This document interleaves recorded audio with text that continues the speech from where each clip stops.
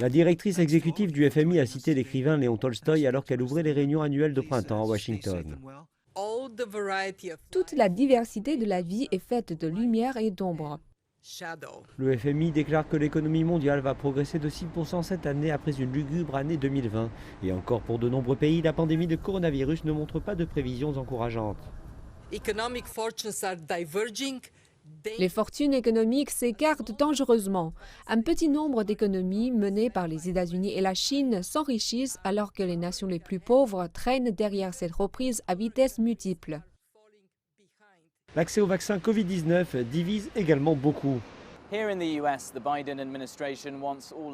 Ici aux États-Unis, l'administration Biden veut que tous les adultes soient éligibles au vaccin d'ici le 19 avril. Et pour de nombreuses nations africaines, il s'agit d'un rêve lointain.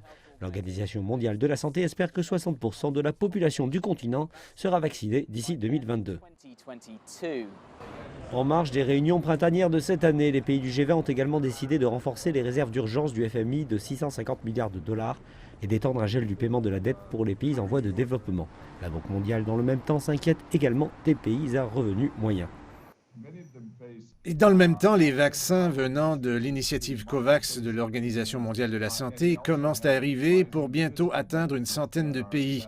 Mais le FMI a parlé d'un destin partagé et d'un renforcement d'une relance juste. Or, les économies avancées comme les États-Unis se concentrent encore sur la vaccination prioritaire de leur propre population. Dans le même temps, les vaccins venant de l'initiative COVAX de l'Organisation mondiale de la santé commencent à arriver pour bientôt atteindre une centaine de pays.